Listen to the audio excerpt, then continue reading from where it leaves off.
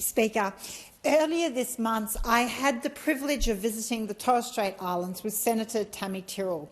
It was part of the Australian Defence Force Parliamentary program, which enables MPs to experience life and work alongside our incredible ADF personnel. It was such an amazing experience, and I feel so incredibly privileged and lucky to have had the opportunity to participate and see firsthand the incredible dedication and sacrifice so many of that is made by our Defence Force personnel. I joined the Army Aboriginal Community Assistance Program, AACAP, a partnership between the Australian Army, the National Indigenous Australians Agency and the 19th Chief Engineer Works. And if you haven't heard about it, especially for the new members in this place, please go and find out. It was such an incredibly eye-opening experience, and it's one we should all really participate in to appreciate the value of the work being done. AACAP delivers vital infrastructure, health and dental services and vocational training, education to remote Aboriginal and Torres Strait Islander communities, as well as giving our defence personnel an opportunity to do a deployment and practice the logistics and the skills that are so essential for their role. I spent time with the health and training teams on Warraba and Erebor Islands, Horn Island and Thursday Islands as well. All so incredibly remote. Being there gave me a real first-hand appreciation for just how remote these communities are and how difficult it is for them to access the services that we take for granted. While I was there, I had the opportunity to meet with local council members and understand their challenges and frustration around housing and accessing a lot of services.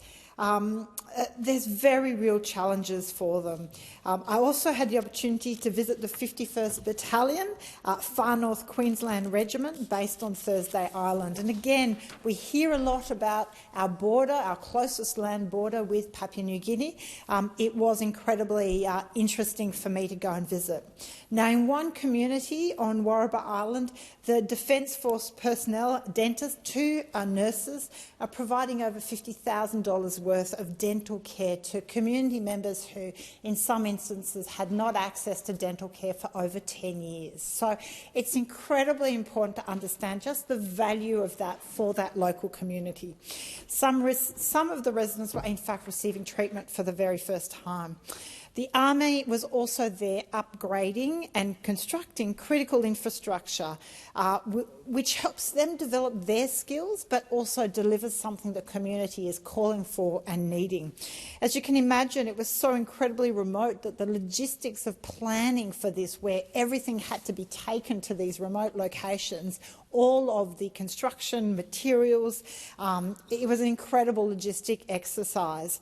So I'm deeply grateful to the Defence personnel who had generously shared their time, their stories and their expertise with me, and for their contribution to this program, because it requires of many of them to be away from their loved ones for over 4 months of this year. It's a big sacrifice in an environment, and I could say there was no luxuries. We slept on camp beds and we were in the same conditions as what the Defence personnel are in.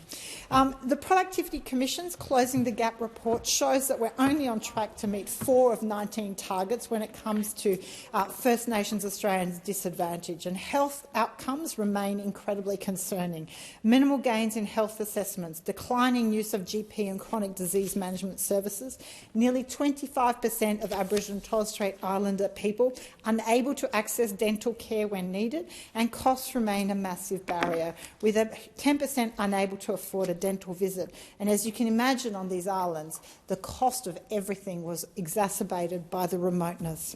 So I would argue AACAP is an incredibly valuable program. It delivers real outcomes, builds stronger communities and builds our Defence Force capabilities.